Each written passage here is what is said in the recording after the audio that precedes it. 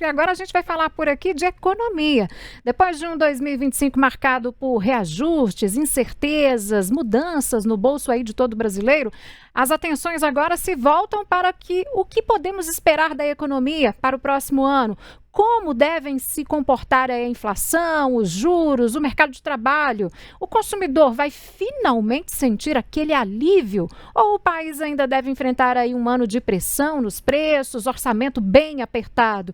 E tem mais, né? Que riscos e oportunidades podem surgir no cenário internacional? Como que isso afeta o crescimento do nosso país? Tem o chamado tarifaço, que a gente já falou dele, vamos voltar a falar, porque é uma questão econômica, né? O tarifaço de 2025 continua a gerar fortes repercussões aí em todo o país. Donald Trump voltou atrás, reduziu as tarifas de alguns produtos, mas a incerteza, na verdade, ela permanece, né? Especialistas e representantes da indústria avaliam os efeitos imediatos e os impactos de médio e longo prazos na economia brasileira. E com tantos questionamentos, ficam aí as perguntas que já começam a moldar as projeções para o próximo ano. Para a gente entender melhor esse cenário e também antecipar por aqui o que pode vir para 2026, nós convidamos para conversar conosco o economista e também professor da Fundação Getúlio Vargas, Mauro Rochlin. Mauro, boa noite para você, seja bem-vindo aqui ao Tempo News. E eu já começo perguntando para você o seguinte: como que você avalia aí esse ponto de partida da economia brasileira para este novo ano? Bom, olhando como termina o ano para a economia brasileira, a gente não pode dizer que foi exatamente um ano muito ruim, em vista das previsões que a gente tinha no início do ano.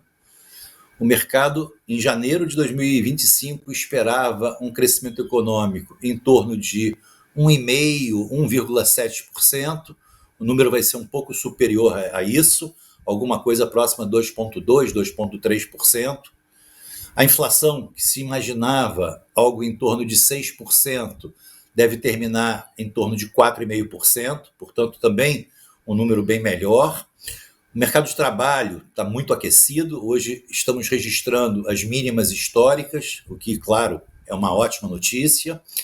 Taxa de juros deve iniciar 2026 em queda, a taxa Selic deve iniciar em 2026, no início de 2026, um ciclo de redução, o que também é uma boa notícia. Então, além do tarifaço, que talvez tenha sido a má notícia agora no segundo semestre, aliás, na verdade, o problema começou ainda no primeiro semestre, mas, de qualquer maneira, ainda que a gente considere o tarifaço e a perspectiva de que ele se encerre em breve, eu diria que esses números, esses indicadores que eu estou apontando, não são nada ruins. Claro que a gente podia ter um número melhor em termos de crescimento econômico, e também é claro que o que está ruim nesse cenário é a questão fiscal, é a dívida pública, é o gasto exagerado do governo. Enfim, em linhas gerais, muito gerais, é esse o cenário que a gente vê nesse momento. Olá, professor, boa noite. Eu queria aprofundar um pouco mais na questão do tarifaço, esse tarifaço que foi imposto por um período pelo governo dos Estados Unidos. A gente ainda pode esperar algum impacto sobre dessa medida na economia em 2026, como, por exemplo, ali na inflação, no custo de vida da população? Há alguma expectativa sobre esse assunto? Olha, francamente, não vejo nenhuma chance do tarifaço gerar efeitos mais expressivos sobre a inflação. Digo isso porque o tarifaço já aconteceu, ou seja, já está em vigor, já afeta exportações, e a gente não viu nenhum efeito sobre a inflação. Lembro que os números dos últimos meses, de setembro, de outubro, e o número esperado para novembro, são números muito bons. Em setembro, a gente teve um número próximo a zero, aliás, em outubro também, e em novembro, pelo que mostra o chamado IPCA 15, esse bom número deve se repetir, e exatamente por isso é que essas previsões com relação à inflação se mostraram equivocadas, elas já apontavam a inflação mais alta, e a gente tem a perspectiva de fechar a inflação ainda dentro do chamado teto da meta de inflação, que é a orientação, que é o modelo que é usado pelo Banco Central para orientar a sua política de juros. Então, não vejo, pelo passado recente dos números de inflação, algum efeito mais expressivo que o tarifaço possa ter. Agora, professor, como que esse tarifaço aí, de certa forma, foram anunciadas em relação a ele muitas medidas, né, de compensação durante o ano? O senhor acredita que essas medidas anunciadas continuam sendo suficientes aí para avaliar, para aliviar, na verdade, o impacto nas famílias, na renda das famílias brasileiras? Olha, como eu disse, o impacto, a gente poderia esperar dois impactos mais contundentes. Um poderia ser sobre a inflação, coisa que não se verificou, muito ao contrário. Na verdade, não havia exatamente um impacto de que o tarifaço pudesse piorar os números da inflação, muito ao contrário. Se imaginava até mesmo uma melhora por conta dos produtos que antes eram exportados para o mercado americano e agora certamente devem estar sendo direcionados ao mercado local, ao mercado doméstico. Isso fez acreditar que os números da inflação seriam melhores. Esse é um primeiro ponto. Segundo, poderia haver impacto sobre o PIB? Sim, exportação é PIB, exportação é componente do PIB. Então, uma menor exportação para o nosso segundo maior mercado poderia ter impacto sobre o PIB. Mas nem a gente viu um impacto mais relevante, um efeito mais contundente sobre as exportações. Os números da exportação dos últimos meses não mostram nenhuma queda mais acentuada por conta do tarifaço, e também a gente não vê que o tarifaço pode ter prejudicado, portanto, o PIB de maneira mais agressiva. Então, acho que no frigir dos ovos, o efeito foi bastante suave, mais ainda, porque logo em seguida ao anúncio do tarifaço, houve já a inclusão de uma série de produtos numa lista de exceções. Então eu lembro que, por exemplo, produtos da Embraer, aviação, foi liberado do tarifaço, e agora, mais recentemente, carne e café também foram liberados do tarifaço. Portanto, eu diria que só uma pequena parte das exportações, algo em torno de 30% das exportações hoje, estão sob o efeito de uma tarifa de 50%, e mesmo esses produtos, que hoje ainda se encontram nessa situação, segundo o que disse hoje o presidente Lula, depois de uma conversa com o presidente Trump, mesmo esses produtos devem ser isentos dessa tarifa de 40%, e, portanto, acho que nesse horizonte não se espera, digamos assim, um problema maior. Em relação ao setor produtivo, a gente pode esperar um cenário de competitividade em 2026?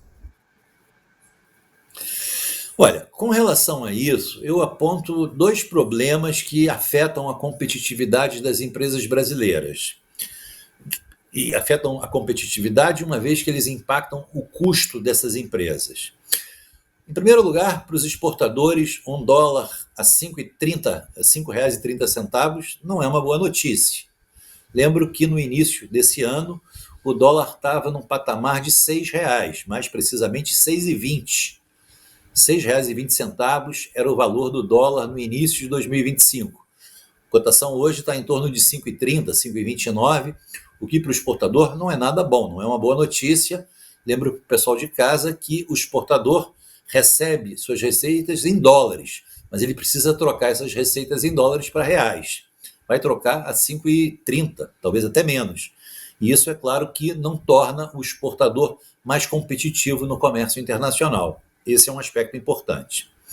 Um segundo aspecto que eu acho que vale a pena comentar diz respeito à taxa de juros. A gente tem hoje uma taxa Selic ainda muito elevada, 15%. Essa taxa Selic torna o crédito muito caro, e um crédito muito caro faz com que o exportador seja menos competitivo no mercado externo. Empresas de países de economia avançada, como Estados Unidos, França, Itália, Inglaterra, enfrentam juros entre 2% e 4%, o que os torna mais competitivos. Então, destaco esses dois aspectos, esses dois indicadores, câmbio e juros, como indicadores que pesam consideravelmente na competitividade dos produtos brasileiros que são exportados. Agora, professor, só para finalizar aqui a nossa conversa, 2026, a gente pode esperar que vai ser um ano de um certo alívio ou um ano apertado aí no bolso das famílias brasileiras? Olha, deixa eu te falar, para o consumidor, 2025 não foi um ano ruim. Como eu disse, a inflação deve fechar o ano em torno de 4,4%, 4,5%. Ok, não é o melhor dos mundos, mas já tivemos cenários muito piores. Tivemos, como eu disse há pouco, previsão muito pior para a inflação esse ano. E um outro dado importante: a inflação dos alimentos surpreendeu muito positivamente. A inflação de alimentos deve fechar o ano com uma alta em torno de 1,5%. Isso é um alívio no bolso do consumidor de baixa renda. Lembro que o consumidor de baixa renda destina parte importante da sua renda ao consumo de alimentos, e uma alta de apenas 1,5% é uma ótima notícia, representa um alívio para esse consumidor. Então, acho que essa é uma boa notícia. Espero que em 2026 a gente ainda tenha uma inflação, pelo menos nesse nível. Na verdade, o mercado prevê uma inflação mais baixa do que a de 2025, e temos taxa de juros menor para o ano que vem, o que é uma boa notícia. Tá certo, nós conversamos, portanto, com o economista e professor da Fundação Getúlio Vargas, Mauro Rochlin. Mauro, muito obrigada, viu, por participar conosco deste Tempo News especial. Obrigada por todas as análises e um 2026 de muitas boas notícias para você. Desejo também um ótimo 2026 a todos. Um grande abraço.